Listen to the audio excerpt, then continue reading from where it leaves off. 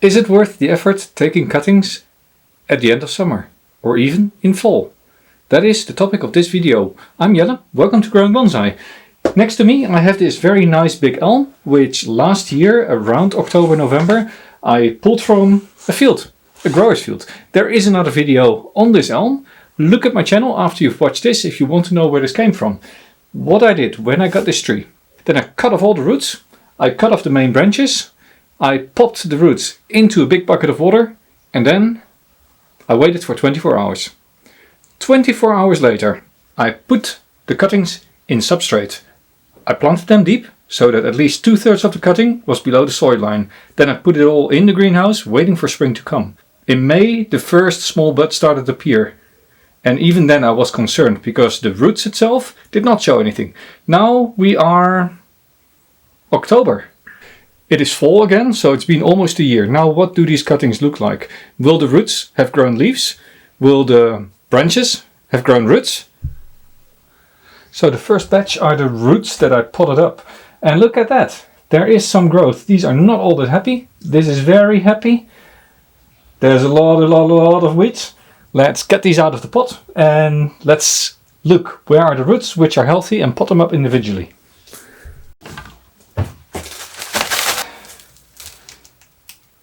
Interestingly enough, this is a cutting. It's not completely dead. There's still life here in the bark, but it's not re-rooted. It has not sprouted any leaves. I'm not going to waste any more energy. This is just going to go in the bin. So I suppose that leaves us with 2 new elms based on old roots. Let's get these potted up.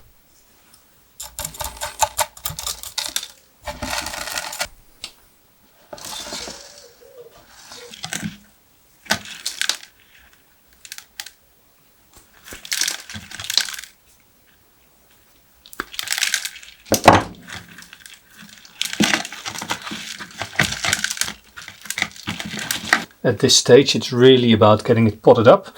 As you noticed, I have made a little cut in the root in the hope that side roots will develop.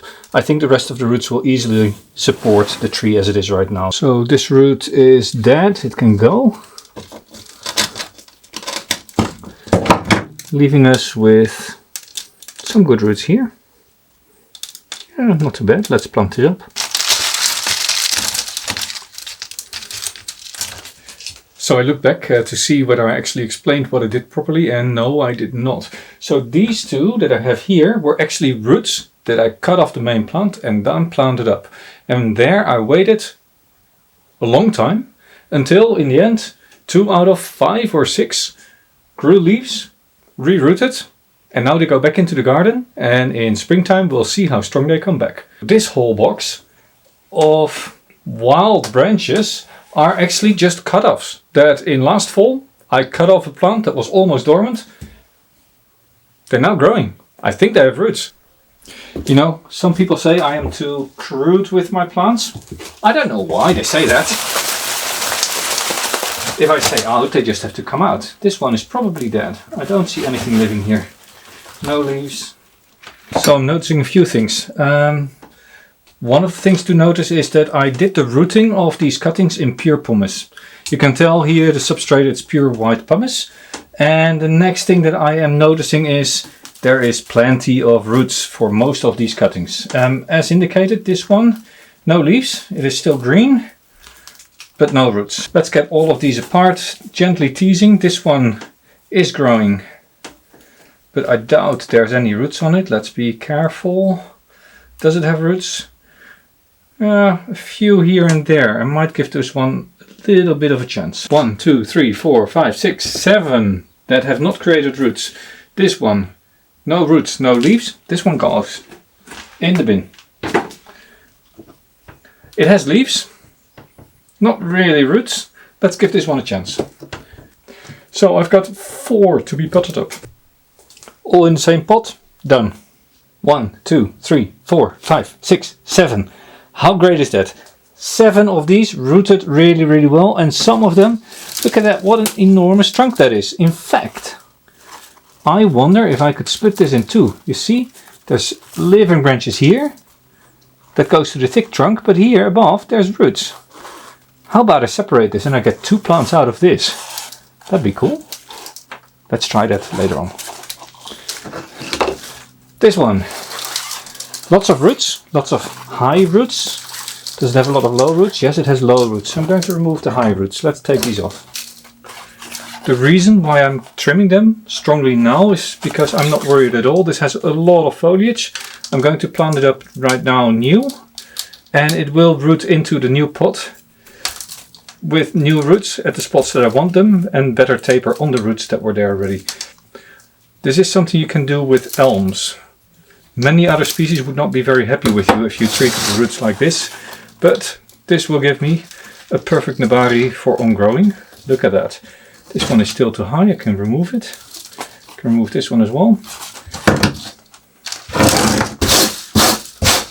Look at that. Perfect nabari.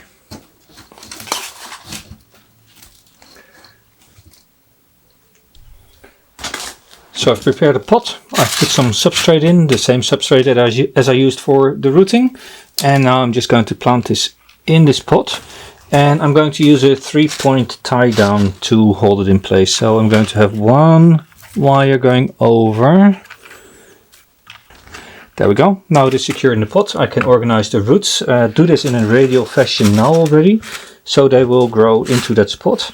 I might trim the long bits off a little bit more, and then I'll fill it up with substrate. Of course, when you cut off a piece like this,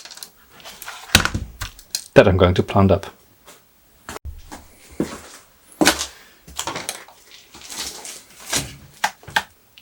I left the most difficult one last. This one, where I said I wanted to split it into 2. And I still want to, but I don't want to spend a lot of time on doing it. So it's going to be my big loppers. And I can tell what you are thinking right now watching this. Why does the guy not just take a saw and do this properly? And it is of course the right way, but I'm lazy. And I've been on this for 2 hours now, planting these things up. This worked. This got damaged, as expected. But still, from this side, nice trunk, nice taper, good roots. That's the start of a tree. The other one. Gone. Still nice roots.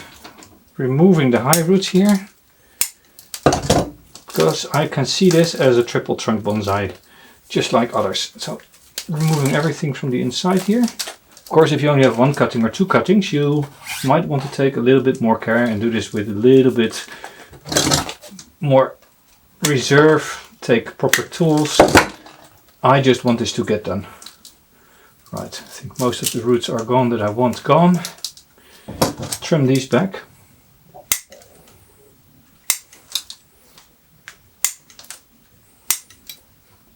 It is now fall, as I said, but we are still probably 6-7 weeks away from the first frost. So that's also why I can do this still now. There is still plenty of time for these to re-root. And let's see, how am I going to pot this up? Maybe I should just grow it first as a triple. And whoever gets this tree can decide which direction to take. This high root can go. As before.